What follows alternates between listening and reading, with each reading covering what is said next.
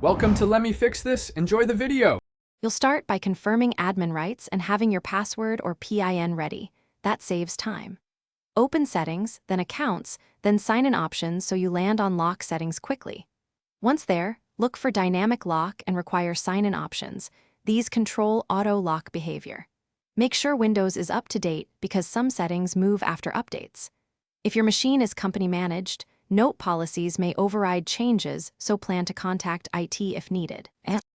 You'll now change the precise controls that cause auto-lock. First, under Require Sign-in, choose Never or When PC Wakes depending on your security needs. That determines immediate lock after sleep. Next, open System right arrow Power and Sleep and set screen and sleep timeouts to longer values so the system stays active.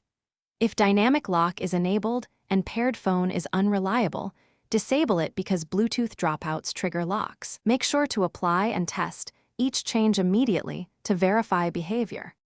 Finish by testing your settings. Leave the PC idle for the timeout you set and observe whether it locks. If it still auto-locks, open Gpedit, MSC, or check with your organization's IT because group policy or MDM profiles can enforce shorter timeouts. Also verify Bluetooth drivers and power management for peripherals. A flaky device can create phantom lock triggers. If problems persist, restart, update Windows and drivers, and retry. Those steps resolve most stubborn auto-lock issues.